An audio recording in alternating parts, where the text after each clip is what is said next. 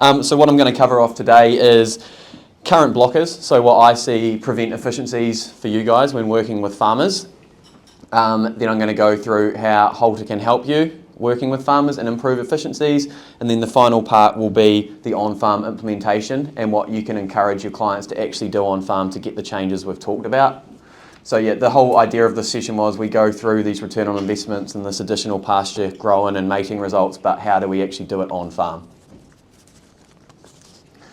So we all want our farmers to succeed. So Halter's running a business, you guys are all running businesses, and farmers are running businesses, so it's all in our mutual best interest for them to succeed. If they're succeeding, we're all succeeding.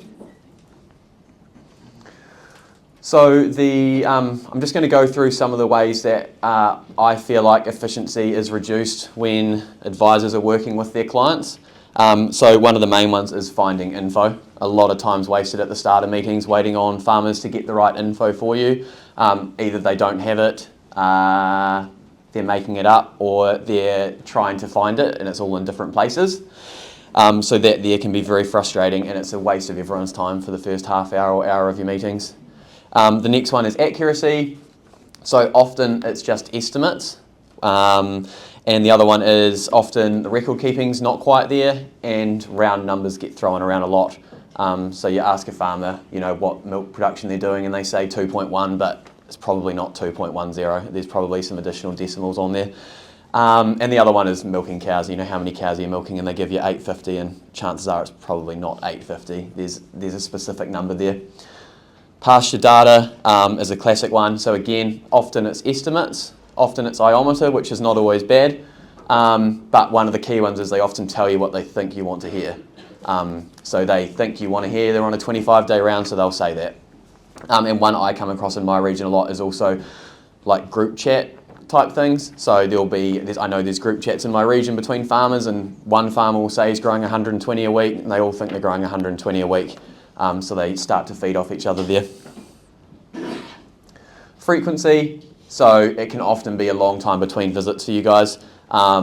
It can be 6 to 8 weeks between visits, and often you don't have a whole lot of oversight of what's happening between those visits, and it's not until the wheels start to fall off that they get in touch with you.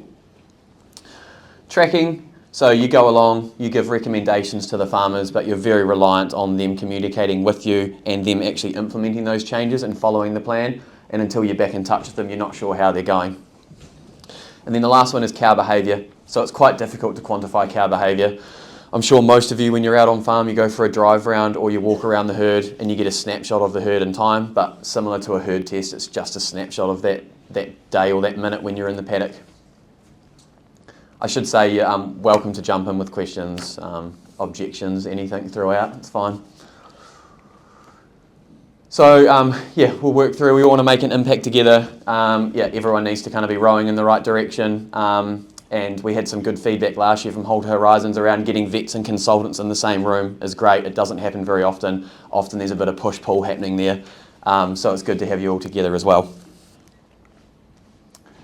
So how can we help you? One of the key ones is obviously pasture stats.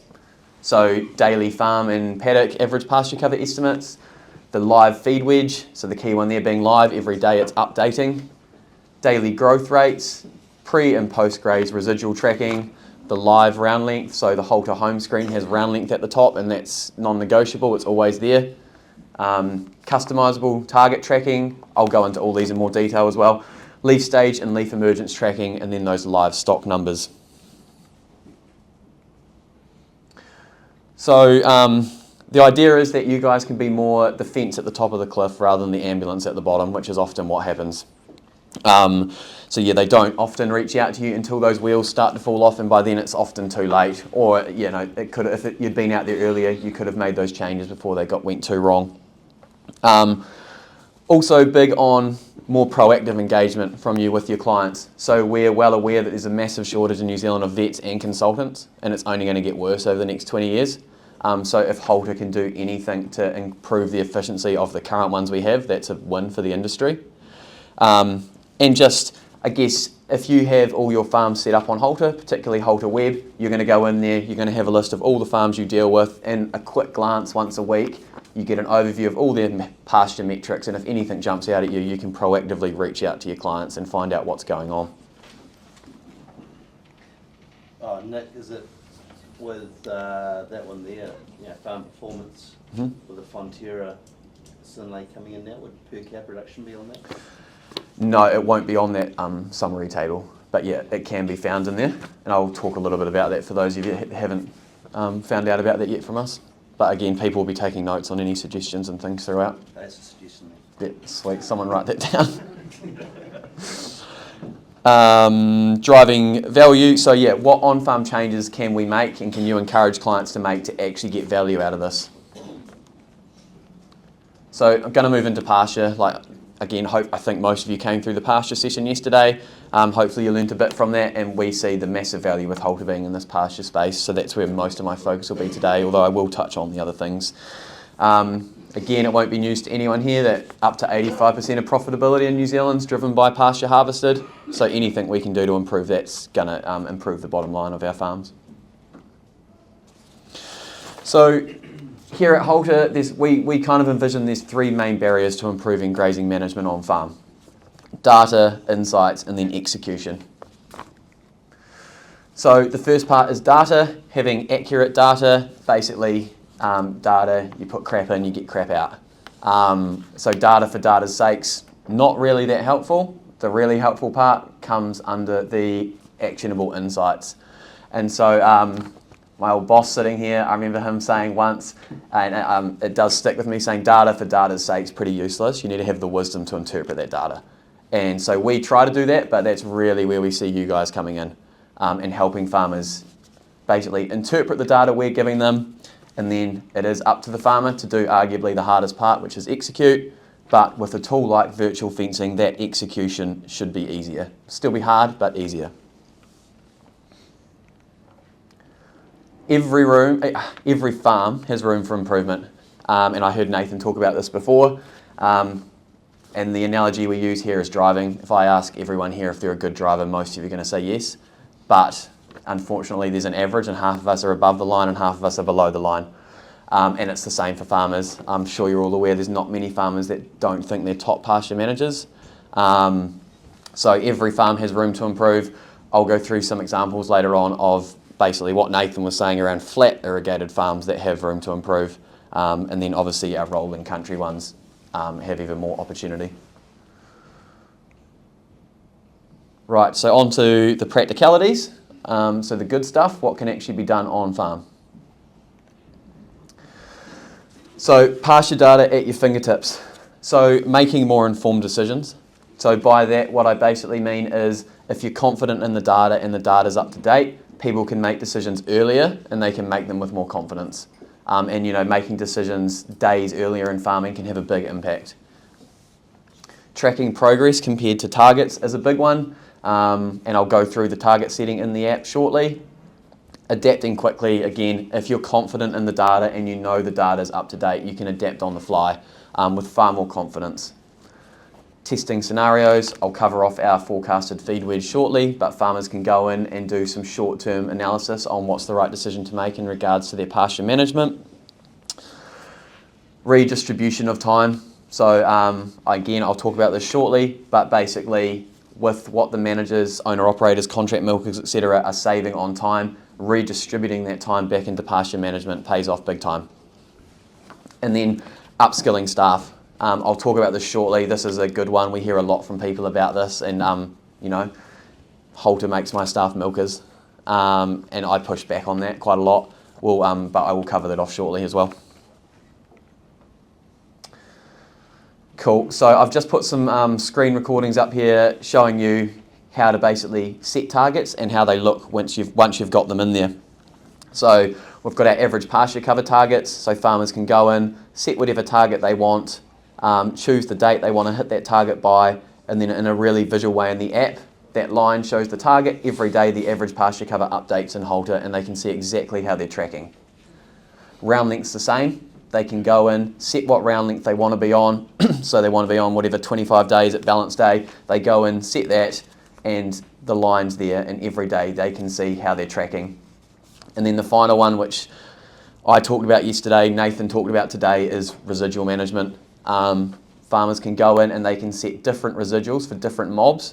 So you can see in my example there, I've set the colostrums at 1950, I think. I've got the dry cows or the culls going down to 1300. You can go in and customise that.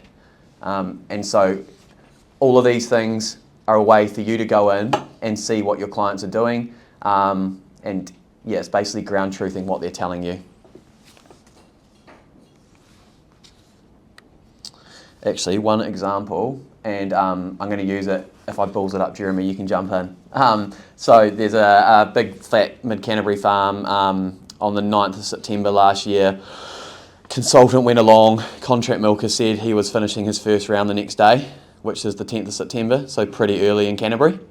Consultant was, I guess, concerned. But once they went in and had a look at all the data, they could see that the demand was 43, the supply was 45. They could see the weather forecast over the next few weeks was looking steady, and the contract milker had the confidence, based on the data, to go in and he could pull the trigger and do that early. And I think shortly afterwards, the rest of the farms in that group followed suit and had a good season. So just having confidence in the data and putting the time into it, people can make decisions far earlier.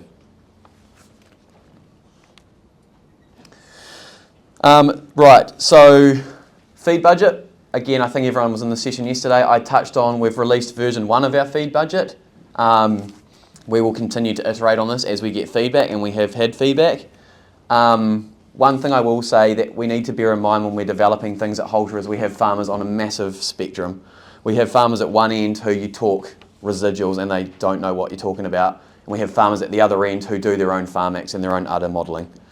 So we're trying to develop tools that every farmer can use. So it's a delicate balance that we're trying to walk there.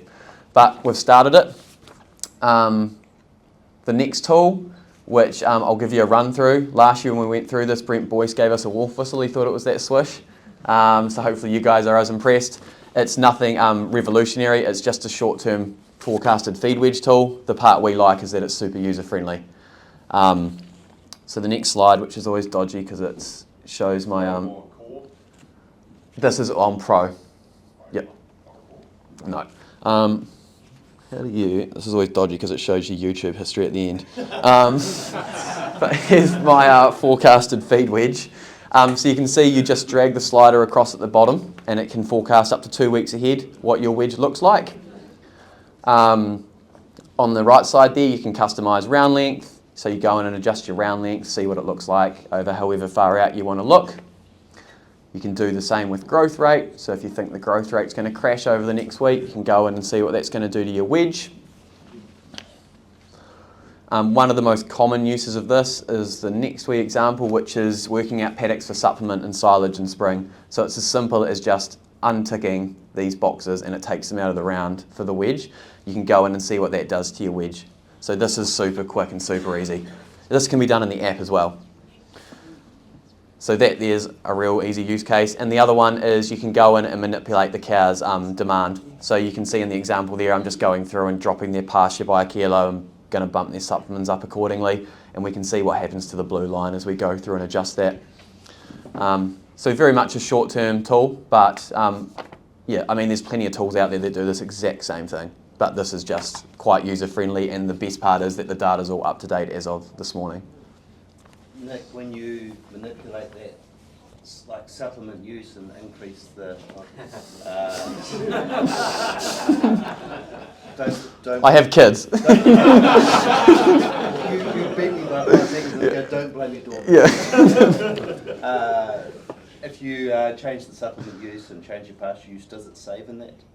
No. You've got to go back to your... Yeah, it doesn't flow through to the app. It's just purely a short-term tool. Yep. That wasn't too bad.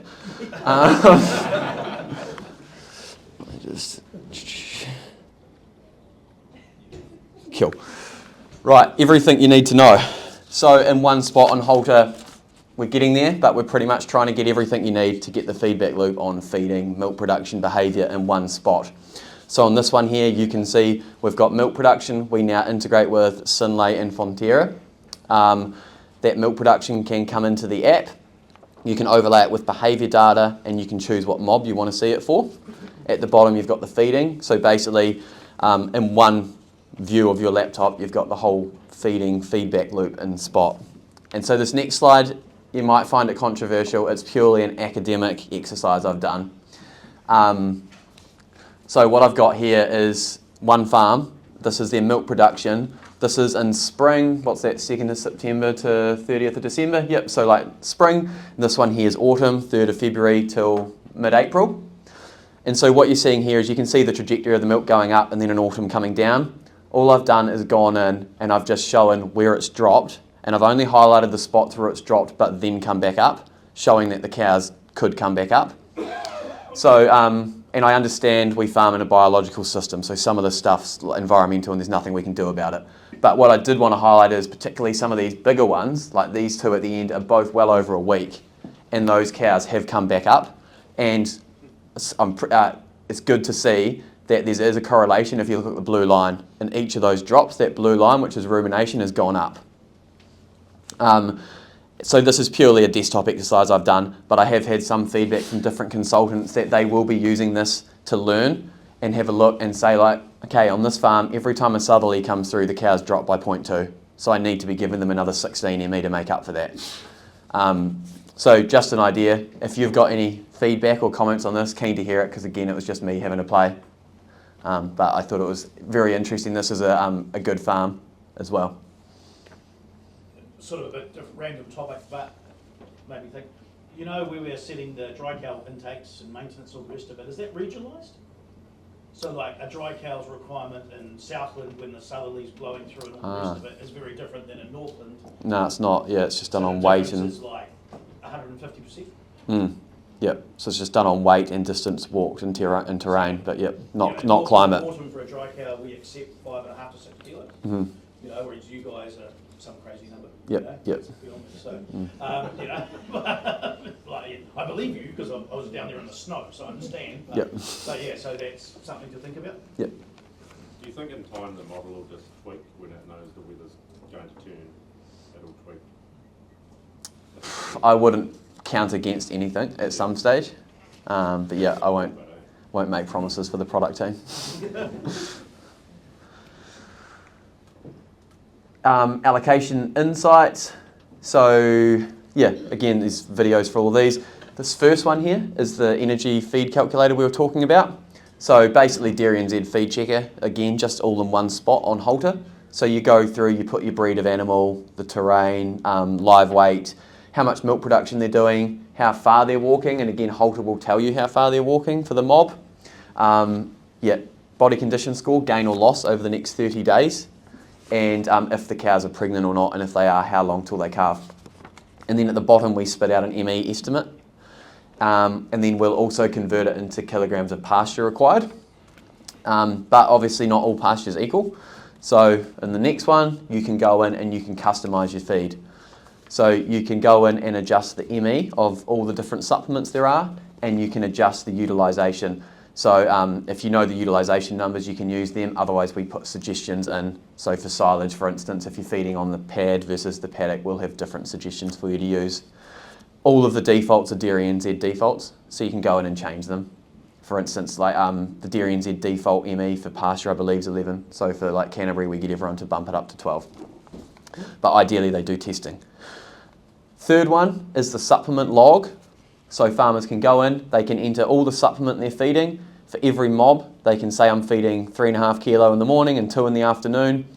At the top of that screen, they can click auto reapply, and so that just rolls through day on day. Like with a lot of things with Halter, it requires a mindset shift from the farmer. So there needs to be a standard operating procedure on farm or someone responsible for going in here when supplement use changes and updating it. The reason we want farmers to do all these three is basically this graph on the right, which is in our insight section, provides a really quick overview of that dotted line shows the ME target, and that bar graph basically fills up as you feed your cows every day. Halter knows how much crop and pasture you're feeding, and then you tell us the supplement. So you can go in, you can see how you're going. Below that you have offered versus utilised next to each other, so you have utilisation, and then again right at the bottom you have grazing and rumination. So in one real quick swipe, you can see every mob's energy, utilisation, and behavioural feedback.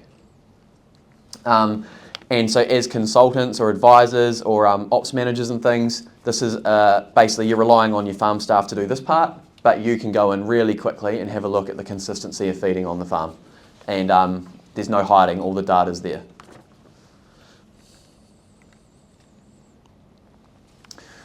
Right, fencing without constraints, which is basically the premise of Halter. So you can now, with virtual fencing, give the cows what is best, not what is easiest. So drawing breaks based on square metres, kilograms of dry matter or area. So in this example here, you can see at the bottom, these figures are live as you draw a break. You've got the area, you've got the square metres per cow, and you've got the kg of dry matter offered, and below that you've got the kg of dry matter that they will eat according to what utilisation you've got set. So at this time of year in the first round, most guys will probably be using the square metres, but for the rest of the season, maybe not the last round, they'll be using kg of dry matter. With Halter, back fencing is pretty much non-negotiable as long as the infrastructure on farms there, like troughs. But you can see in this one, you know, like that's a pretty standard back fence, but you can see the lighter colour there as he's grazed his way up. That back fence is probably where the second trough is. And that one at the top, there's not many farmers that are going to put a three-sided real and standard fence up. But yeah, he's done what's best for the farm at that time. And then this one on the right is a section. We will do more work on it because I think there's a hell of a lot of value attributed to this. This is the nutrient heat map. So this shows where cows are spending time. So farmers can go in and they can say, I want to see where my cows are spending time and set what time period they want to see. So some farmers will do it for the whole year and use that to inform maintenance fertiliser. Some of them will do it monthly and just use it to inform nitrogen applications. Currently, some of you will probably ask, you can't extract KML files or shape files, which is probably what we need to be able to put it into spreaders. But we will get there. But for now, even anecdotally, farmers still use this and just, there is a lot of farmers already that, you know, don't put nitrogen in the first quarter and that kind of thing, but this can start to back that up. Adjusting easily. So mistakes will happen with virtual fencing or without, but with virtual fencing, you can fix those mistakes quickly. So in this first example, what I've done here is the cows have a break. I've gone in and extended that break by just a tiny bit. I've given them an extra 0.39 hectares or an extra 9 square metres a cow or an extra 1.3 kilo of dry matter per cow. So a classic example is this is the farmer goes out there at 11:30 or 12 o'clock, milking's in an hour's time. Often they may not give them more, or if they do, they just give them the rest of the break or the rest of the paddock. But with Halter, basically there's no excuses there. You can just give them what they need. And for the farmers that are seeing great results, they are redistributing that spare time into spending it out with the cows and looking at what the cows are doing. Managing wet conditions. So yeah, southerly comes through or howling nor'wester or whatever it is, you can lock the cows up where you want them, whether it's against a shelter belt or you just want to schedule a bunch of shifts overnight to keep them moving and not cause the pasture damage. Yeah, and without needing to go out there and do it. Consistently hit target residuals. I think you've heard a lot about this from us now. You know, we don't care what residual target you set. If you're a standard system aiming for that 15 to 1600, that's fine. If you're aiming for 2000s, that's fine. It's the consistency we want. So yeah, we'll tell you till we're blue in the face. Get your clients to record residuals. It's probably the easiest thing they can do. There's freed up time. They should be going out to check troughs and move gates anyway. So if you take anything away from here, it's yeah, record residuals and help the pasture model with those pre-graze covers. Accurate allocation obviously helps with the residuals as well. So instead of just giving them their full allocation, multiple shifts, I'm not talking about like the obscene numbers of shifts some farmers do. I'm just talking about if you send them out in the morning from milking, you might just give them 20% of what they need for that morning break. And then once all the cows are there, you open them up for the rest of it. So that's to reduce the intra-herd competition. Or you can flip it on its head and do it the other way. So you might give them 80% of what you think they need. And then at 11 o'clock, someone goes out there and physically assesses how much more do they need. So that's all around accurate allocation and being able to nail those residuals. Does that make sense in terms of multiple shifts? Yep, it's just all around accurate allocation. But I will say actually, the multiple shifts, the key part of that is they're going out and looking. If they're just doing multiple shifts and not going and looking, they may as well just give them a 12-hour break. They need to be redistributing that time and assessing the residuals. Paddock to paddock shifting. So you can automatically shift cows between paddocks. So a couple of easy examples there is sending cows back to tidy up missed residuals. Again, there's not really any excuse. You can send them back and you can get Halter to move them on. If you know it's just going to take them an hour to finish it, Halter will shift them on to the next paddock for you. And the other one is often the cows don't need, the whole paddock or that last little bit. So if the cows need, say, 93% of the paddock or whatever the number is, often that final 7% just gets chucked in because it's a pain. With Halter, the excuse is gone. You give them what they need. If there's a tiny strip at the back, you send them back there to eat it, and then Halter can move them on to the next paddock for you. Yep. Just have a problem getting my mind around that. So central race paddock either side, they're going to go backwards out the gate and reverse, U-turn, go backwards into paddock behind that. How do you do that? We'll just take them out of the gate and then prompt them along the laneway to the next gate, or you can shift them through the back gate. There's plenty of options on how to do it. Does that answer? Yep. Cool. I said the tidy up misses, shift on and off crop. Summer crop's not really a thing where I am, but it is for plenty of you guys. So on and off crop over summer, super easy. And more people doing this in my area now with kale and fodder beet together, or grass and kale and that kind of thing as well. And talked about the multiple scheduled shifts. This farmer here, he gets used a lot as an example. Nathan will know exactly who it is.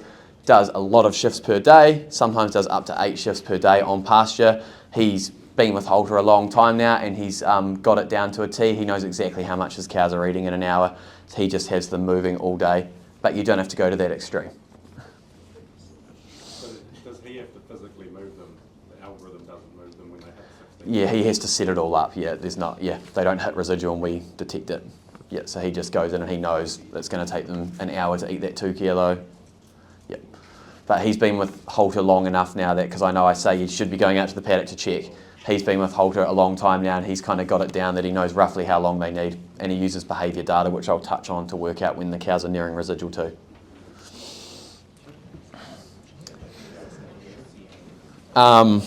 So this is following on from the stuff that Steve and Nathan showed you, that study done by Julian and James. What I wanted to highlight here is the next slide, South Island, this one's North Island, is there's no silver bullet with Halter. These guys are all good farms to start with, and they are seeing what you can see there, some pretty good pasture results. I'll explain the negative in a sec. But all they're doing is using Halter to nail the basics. They're not doing, there's no like magic thing I can tell you that'll cause this. They're just nailing the basics. So some pretty phenomenal results there. Average of 7.3 across these 5 farms. This was all done through FarmX and done via 2 independent consulting firms, so not us. This one here, there was a drought that year essentially, so it went down anyway, although they did increase per cow production and their body condition score on average went higher. But we want to show you the raw data, so there was 1 negative in there for that season. And this is pre and post Halter, I should say. So if they had the data for pre-Halter, it was averaged over multiple years. And then South Island, Nathan's numbers bringing that up. But even if we ignore that, like I look after these guys, and this is one of the farms we were talking about, flat mid-Canterbury farm, at scale, 1,500 cows. I think all of these farms are well over 1,000 cows actually. Just want to highlight that I know all of these farms, and they're all good farmers, like they're all in the top quartile to start with anyway. And just really want to highlight that even the top farmers, there's room for improvement. And we would often go in and use 3% as a conservative figure in flat South Island farms. I think they use a little bit higher probably in the rolling country up north and in Otago. But these guys are blowing those figures out the water by just basically doing all the little things I've talked through, nothing super special. Any questions on these? I believe the study will be released at some stage shortly and you'll be able to really dig into it. But have you got a rough estimate for North Island farms? Like you just mentioned 3% then for... one of our BDs maybe, what are you, Caden? 6 to 10 depending on terrain, so we're sort of yeah, obviously on rolling country, it's pretty self-explanatory. There's a lot more gains to be had by holding cows on those steeper faces. Yep. Also, I should say, I can't remember the numbers off the top of my head. This farm in particular, their EBIT per hectare went up 7%, pre and post halter, and I believe over the whole study of these 10 farms, on average, the EBIT increased by 14.1% per hectare. Yo, was there a question? Yeah, and you talked around how these are all high-performing farms. What's your advice to consultants? What can they do with farmers that aren't already high-performing? Yeah, probably just put myself on repeat around just one thing at a time. So getting that pasture model up and going, so putting some data in is the first thing. And then it's really up to them what they want to do with the time they've saved up. If they want to bank that time on family holidays and things, that's 100% fine. But if they're wanting to see on-farm gains, hopefully they're redistributing that time back onto the farm and spending more time with cows. So the one thing all these farms are doing is they're spending a lot more time out in the paddock. Yeah. Yep. Over here, thank you. You're saying spending a lot more time out in the paddock. One thing that we hear a lot when we're going, hey, you really got to go out and check that residual isn't that why I got Halter? It cuts out all these things that I don't have to do anymore. Like, Nick, I think this is a really important point to reiterate. Like, what kind of conversations are you having with farmers that are giving you that as a reply? Yeah. I guess not put it back on them, but asking what they're wanting to get out of Halter. If they're just wanting lifestyle change, that's 100% fine. But if they're wanting to see gains in terms of pasture and profitability, they need to be, putting things back into the farm. So by spending time in paddock, it doesn't have to be hours and hours. It's just that with that time they drive out, check the cows, check the residual, and make a decision based on that. I think I'm pretty sure nearly everyone here came through the pasture session at some stage yesterday. You've got to help that model out. Where I am in Ashburton, easy place to get the model right.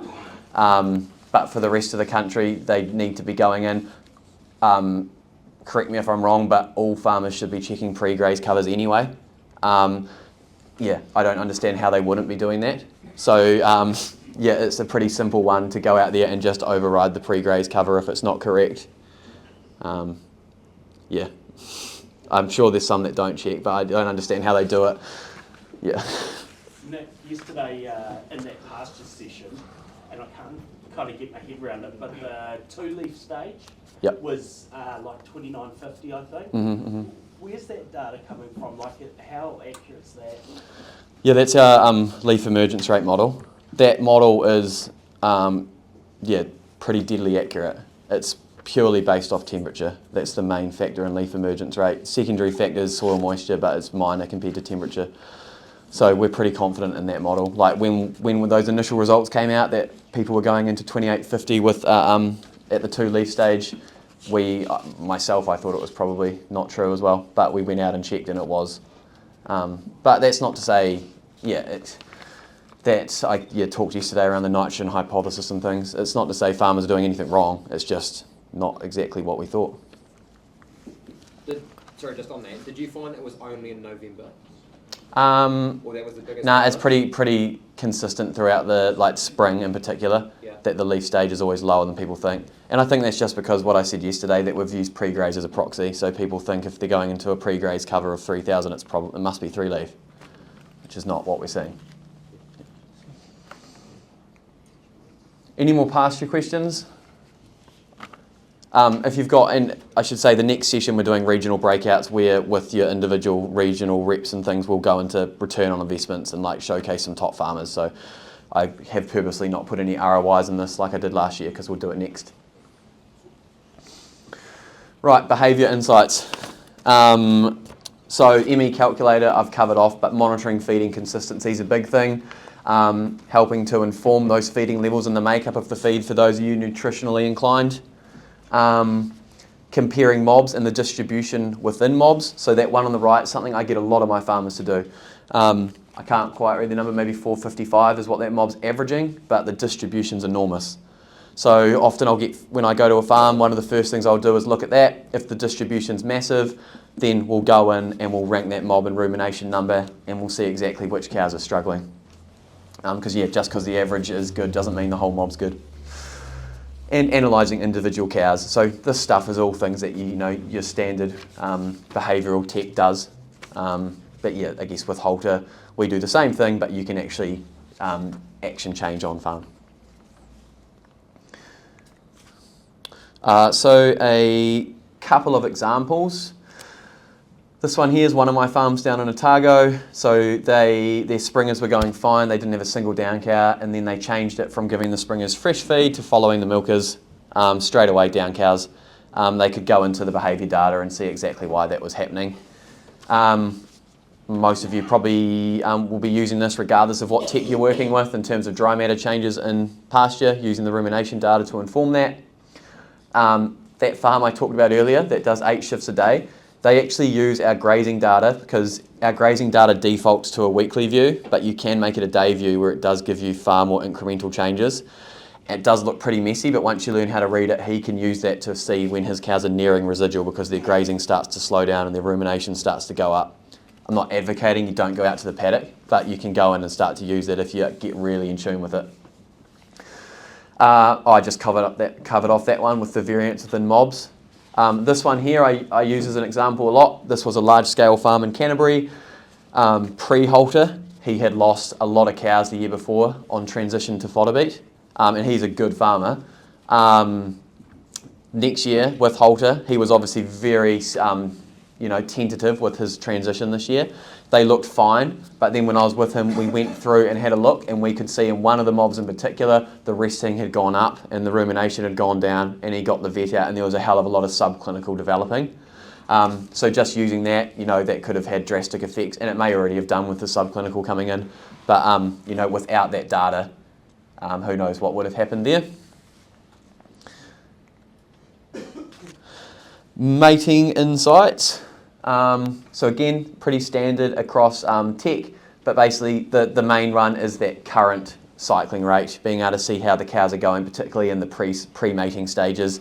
And we also do a forecasted cycling rate. If you're going to ask me how we do that, I'll throw to Ben, who's not in the room. Submission rate tracking, non-return rate tracking, the filtering and extracting information is probably the part most of you and our colleagues in the other room use.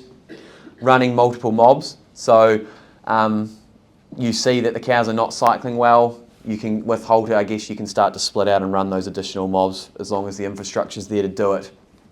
I'll show you the web version on the next slide, but basically this all comes down to being able to intervene and take action early. So if you're watching how the cycling's going from, in the last few weeks, it's probably already started for some of the farms up here, you can go in and take action early.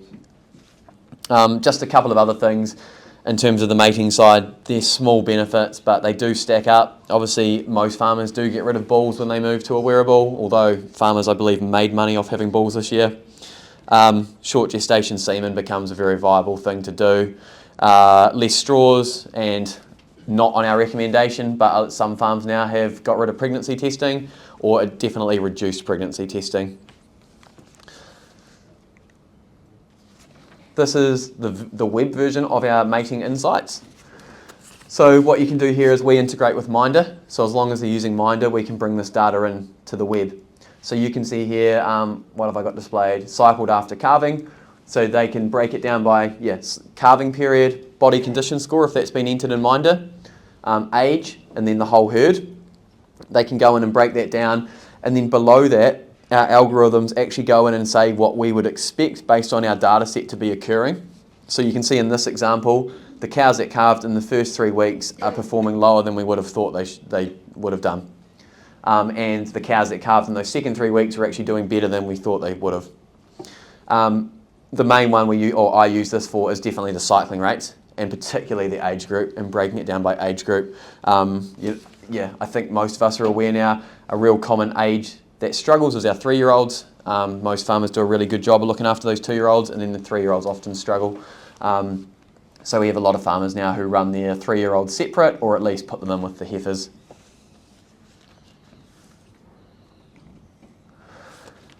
Again, this is on Halter Web. Basically, there's data for everyone here. There is, 37 columns of data. Everything from mob, rumination, behaviour, all that stuff. Age, breed, birth date, everything comes through from Minda there. So you can set up as many filters as you want on here and save them. Or the other one is you can just extract it to a CSV if you prefer working in Excel. Yo. I think this is the first year that we're going to have access to this data live, particularly like you just went through before. A lot of farmers still saying, I don't have time to look at it, I haven't had time to look at it. What advice you have for consultants? So I just got from a visit earlier this week with Lena Ferryman down south, who does a lot of work in this space. After the visit we did, she actually went in and set up 2 filters for the farm. So she set up one that was just, I believe she did calve 7 days, ruminating over 380 minutes, and then another one saying calve 15 days, ruminating over or below 380 minutes to see if the transition had gone badly. And so, yeah, there's no, like, you know, everyone here is computer savvy. You can go in and set this up in minutes for your clients, and then it sits there for them. But I would also, you know, there's a fair bit of time savings involved with Halter, so I think if they really want to get the most out of the product, they need to get into this. But that's my job, Alex's job, Hannah's job, Scott's job to go in and help with this stuff.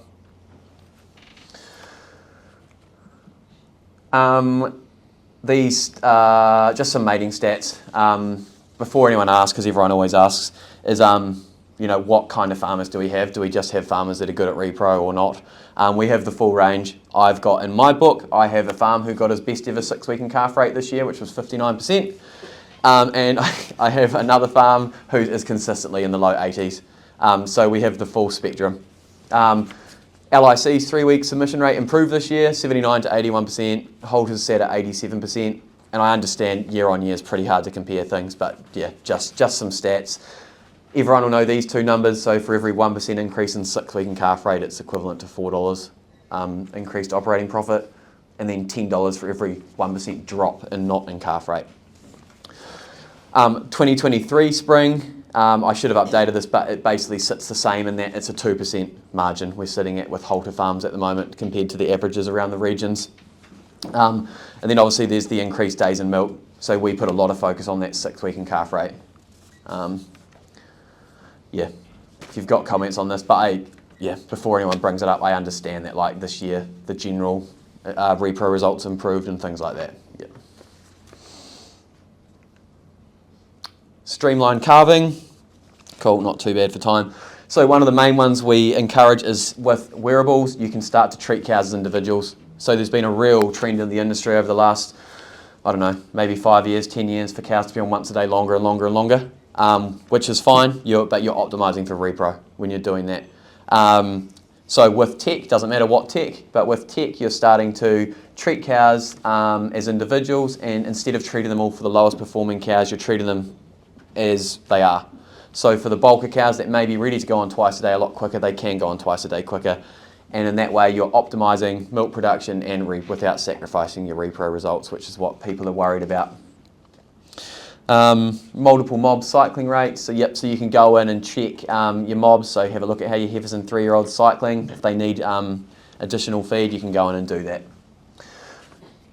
This is probably more for our colleagues next door, but monitoring transition diets is a big thing. Like this right now basically is crux time for this, so going in and checking how that transition is going, and then at the end of the season going through and doing a detailed repro review. Either extracting the data yourself or sitting down with one of us and doing it side by side with your clients. And then tracking ground length to target. So we don't have a spring rotation planner per se in the app, but you can say I want to be on this round length on this date, this round length on this date, and the line will come in and pre-populate it all for you. Oh, actually, I think Nathan touched on this, but yeah, just to double down on colostrums, multiple shifts for colostrums. And by that, we're talking active shifts. So what I mean by that is you're drawing the brake in a way that the cows get prompted to stand up and move. If you're just extending the line, the cows don't get any cues. The idea is that they get up and are prompted to eat. Animal husbandry, obviously 24/7 monitoring. Improved lameness is a big one with Halter. We can't control the condition of your laneways and things, but if it is a staff thing, we can certainly help with that. Yeah, so basically the cows being able to walk to their shed at their own pace without being hurried is a big one. Monitoring at-risk groups, so keeping an eye on those cows that have health alerts, checking what's going on. It's all an AI learning model like we learnt yesterday, so we encourage our farmers, we want all these bar graphs to be green, because if they're orange it means the farmer hasn't given us feedback on what's going on. So we want to know what's going on, and if the farmer thinks it's a crap alert, we want to know about that, because then the model learns. I don't know if Brian's in the room, he's probably next door. Is Brian here? Oh. We had a good chat last year about this, more settled animals with Halter. I don't know how many of you have been out in the paddock with Halter animals, but they're far more settled. I had a good chat with Brian Mackay last year about this. He reckons we need to do research into cortisone levels, because he reckons with more settled animals there must be some benefit there as well. So if anyone knows of any PhD students looking for something to do. Couple quick more. Oversight, so big one for our corporates in the room, but also our multi-farm owners and particularly you guys who are looking after multiple farms, is that live farm monitoring that I talked about at the start. So if you get it set up with Halter, you just have to get in touch with one of us. You'll have all the farms you have permission to view lined up there, and you can go in and at a real quick glance see how what their round length is, what their average pasture cover is. If it's not where you think it should be, you can reach out to them. And then, yeah, the monitor feeding. There's kind of no hiding, so you can jump in and have a quick glance and check how those farms are feeding. Labour. So there's a reason I put labour at the end here, is because everyone, well, we're getting better at it, but previously everyone straight away went to labour when they thought of Halter. But for us, it's very much around the pasture piece. There is certainly labour benefits. You'll notice I put reduced labour or redistributed. So Halter doesn't milk the cows. You still need someone to milk the cows. But what you do with that labour is massive. And I've repeated myself, if you want to go on family holidays and spend time, that's completely fine. But if you're wanting to see financial benefits on the ground, we need that labour redistributed. Where I am, farms at scale, they can reduce a labour unit pretty easily. But I do have more and more farms now who have reduced a labour unit and are now bringing them back. Not because they couldn't do it, but because they've seen enough benefit from the pasture side that they've realised they don't need to drop that labour unit anymore. This one, upskilling staff. I hear a lot from people, or some people, saying that Halter is, I guess, dumbing down their staff, which is not the case. I'd say that's firmly on the manager if that's happening. So with your staff, you're not just sending them out to put a fence halfway up the paddock now. You're telling them to draw a break, and you're telling them the kgs are dry matter. You're getting them to go and check residuals. You're getting them to be immersed in the numbers, learning square metres, starting to learn what kind of allocations they're doing. If you're getting them in there updating supplements and things, they're far more immersed in these numbers. So I would certainly encourage you to be encouraging your managers that you're working with, your contract milkers, to be letting their staff at it. Because a lot of those farms that I showed you the pasture gains before, one of the key things they're doing is all of their staff are confident on Halter. They let their staff do the post-graze residuals, and that frees up their mind and energy to do the stuff they need to do on farm, work on the business, not in the business. Big one down my way, wintering. Huge benefits. So running additional mobs for bugger all extra work. All we're trying to really do here is tighten up that bell curve. There's always going to be a bell curve. We're really just looking at tightening it up.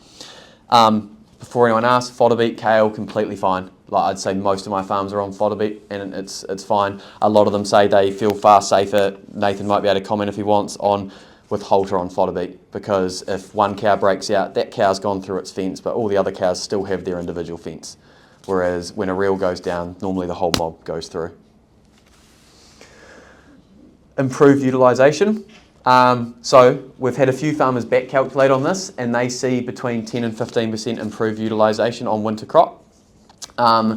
Predominantly that is through multiple shifts. So everyone will know on kale, cows waste a lot of it. When you wind that fence up, they bowl through it and then they start to nibble.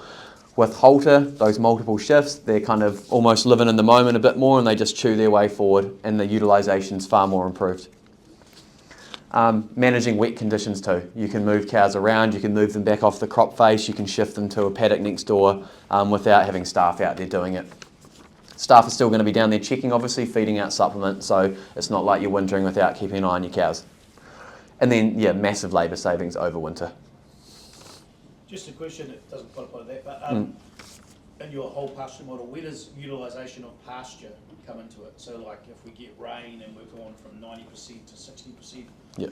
where does that factor in at the moment, or does it factor in at the moment? Not automatically. They'd have to go into one of those videos I showed you and adjust it for that day. So I would encourage, I don't know if Grant's, no, he'll be in the room next door from, is it Nobi, whatever, setting up standard operating procedures around, you know, that kind of thing. So like someone's responsible to keep the utilisation updated day to day.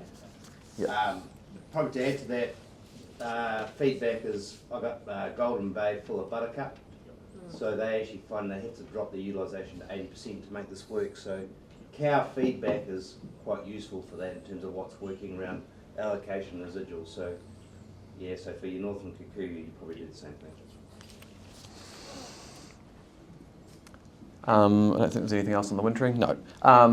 Oh, actually, just on the labour, one more thing I did is obviously staff sentiment's a big thing as well. Less accrued annual leave as well. But yeah, I often skip over the non-data related stuff, but staff sentiment and staff retention is a big one. And yeah, one thing that I in particular miss out on a lot on, and I'd say a lot of you do too, because I'm guessing most of us are data people or into numbers in this room, and we probably don't talk about it enough, but there's massive benefits in terms of like the people side of Halter. So passion is a huge one, and we shouldn't underestimate it. So I've had many farmers say they've got a renewed passion for farming now that they've got Halter. These are guys that probably were looking at retiring or getting contract milkers on in the next few years, that they said now that they've got Halter, they're far more engaged. They're able to try things that they always wanted to try but never could. And obviously far more balance. And so you'll hear some quotes from us in the next regional session around some examples of, you know, farmers going to Africa for 8 weeks over mating and trusting their staff to just get on with it and do it, and they can keep an oversight. But yeah, I'm a shocker for missing this stuff, but it is super important. Not all farmers are wanting to see a massive financial benefit. Some of them are purely driven by this. But I believe that's me. So I think Lil said there's a couple more minutes, but if anyone's got any questions, go for it. Otherwise, I'll be floating around. Cool. You Yep. talked about the frequency of shifting a couple of times. Have you got any sense of where that optimum is? I mean, do you get 90% of the benefit after 4 or 5 shifts, or you talk about the chip moving 8? I mean, Are you referring to colostrums or milkers? milkers. No, because it comes down to if they're spending the time checking. So if they're doing those 8 shifts and they're going and checking the residuals, or in the example case, he's using the data to do that, then I don't think there's any particular limit, but it's all around going out and checking. I thought you might have been going to one place we hear a lot of, that 8 shift example. People say, when are the cows resting? When are they ruminating? We've looked into that. The total minutes are exactly the same as other farms. It's just obviously more broken up. Nick, I see in the app there's a wee bit of benchmarking going on around local farms. What is that? What's that Yep. about, and where's that heading? Yep. So in the unlimited package, you'll get little kind of snippets at the bottom saying your average pasture cover is 200 kg lower than nearby farms. That's basically 10 farms minimum to get that. So I was talking to Jack yesterday. If you're where he is, it's going to go a long way to get 10 farms. But if you're in a condensed area, then it will be quite close neighbours. Yep.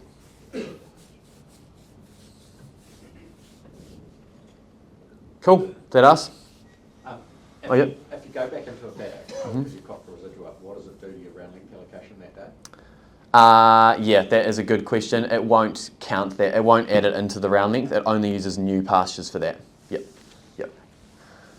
But also important, if you want to keep the allocation accurate, Chris, to make sure the residual they've ballsed up is recorded, so that 100 or 200 you're going into feed is counted for the mob in terms of the allocation side of things. Yep. Cool. Thank you.